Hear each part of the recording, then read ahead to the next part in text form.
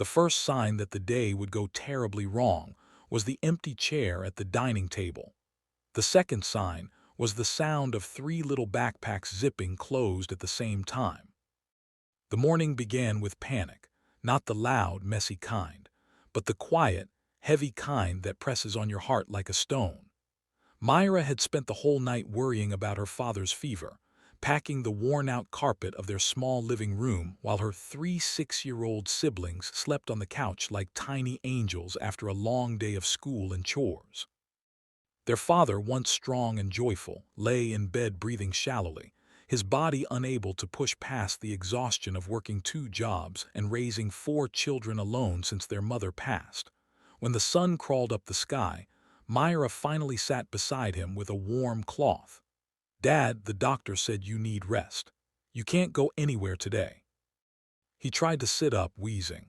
"But my blind date, Myra, I can't cancel again. If she thinks I'm irresponsible, she'll walk away. And I need help. I can't do this alone forever." She pressed his shoulder gently until he lay back down. "Dad, you're burning up. You're not meeting anyone like this." Then came a voice from the doorway. "We'll go." 3 curly heads peeked through, Luca, Lily, and Liam, the triplets who saw everything even when you wished they didn't. Luca held a plastic folder. Lily hugged a teddy with a crooked bow. Liam had crayon marks on his forehead like war paint. "We'll tell her Daddy is good," Lily said softly. "We'll show her our pictures," Luca added, lifting the folder proudly.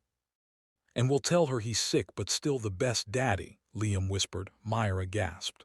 "Absolutely not. It's a blind date, not a—" "It's for Daddy," Luca said. And that ended the argument.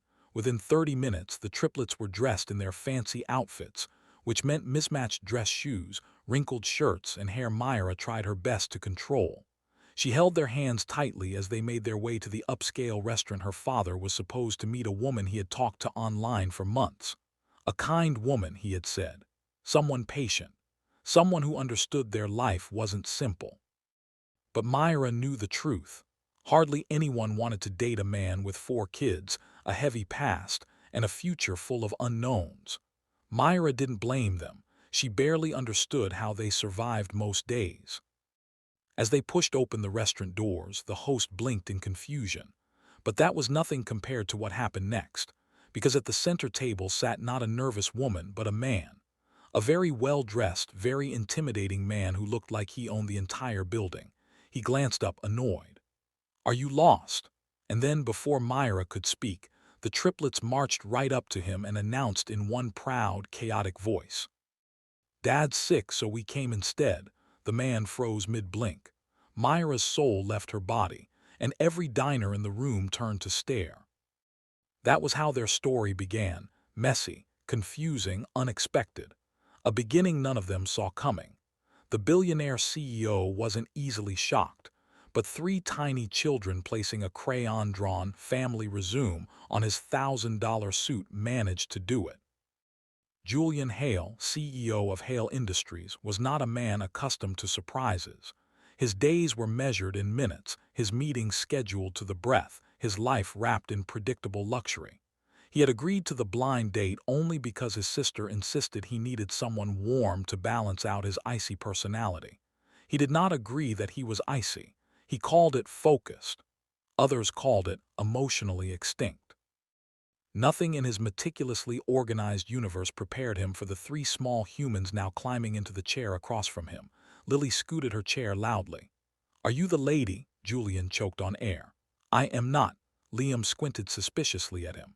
"But Daddy said she had a nice voice. You sound grumpy." Myra, mortified beyond words, rushed forward. "I'm so sorry, my siblings thought you were someone else." Julian raised one brow. "Clearly." She tried to gather the triplets like spilled marbles, but they slipped away, fascinated by the silver cutlery and velvet seats.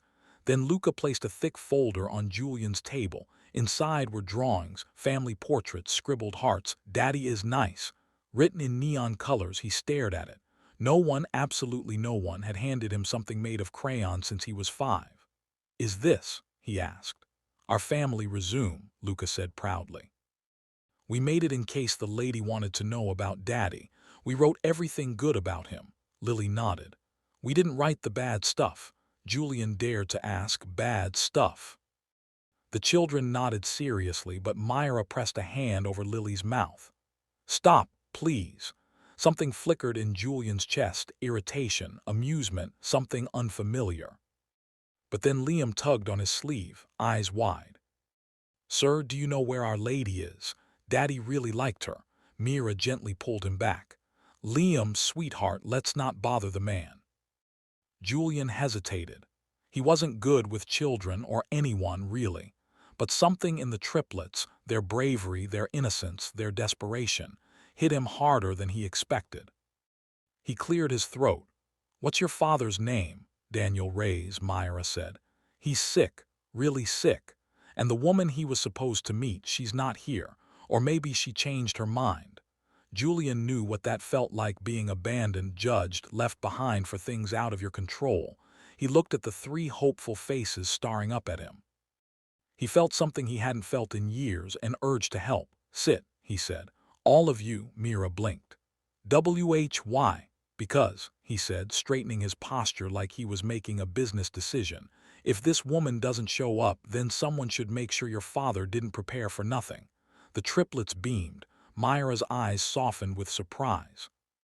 And Julian Hale, cold, untouchable Julian Hale, felt the first crack in the walls he'd built his whole life. This was not the lunch meeting he expected. It was the one he needed. Everyone expected the billionaire CEO to meet the woman of his dreams that day. But no one expected three tiny children to march into the restaurant first, wearing mismatched shoes, clutching crayon-drawn family photos, and declaring, "Dad's sick, so we came instead." And that moment, unexpected, messy, impossible, changed all of their lives forever.